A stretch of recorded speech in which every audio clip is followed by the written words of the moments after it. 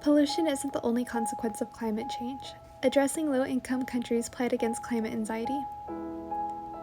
Whenever I go out of town, I leave instructions for my dad. If there's an evacuation, I tell him, take the contents of these drawers, the ones I've marked with yellow post-its. Take an armload of clothes from my closet. Take my flute, my good winter coat, my letters from Mom, just in case. In August, not too far from my cottage, a wildfire raged. Kendra Atlee-Work. Atlee-Work, although a proud citizen of California, exhibits symptoms of climate anxiety and can surely empathize with the youth of many third world countries. The fear of the future, the stress for one's safety and the safety of those they love, is nothing new to society, at least not within the last decade.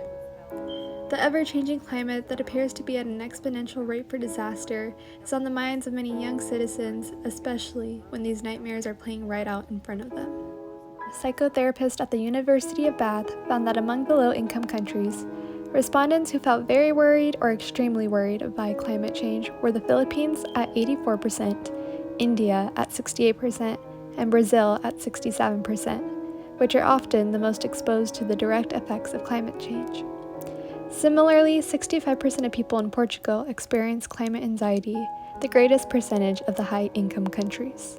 And since Portugal is currently dealing with severe wildfires, the data illustrates a positive correlation between countries affected by climate change and climate anxiety.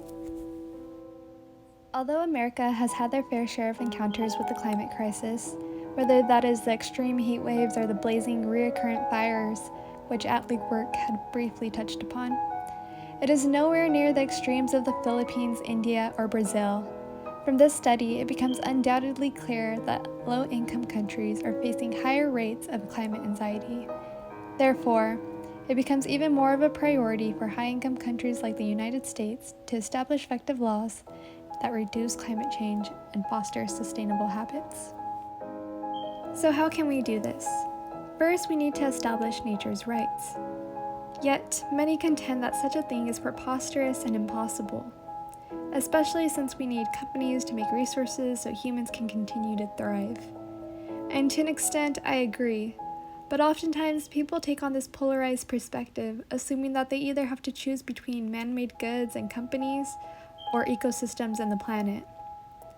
Surely, however, there must be an approach that is sustainable but does not entirely eradicate consumerism.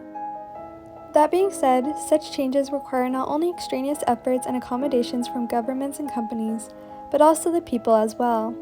Improving environmental laws is only just one way to help alleviate climate anxiety. In fact, it is only addressing the long-term issue at hand.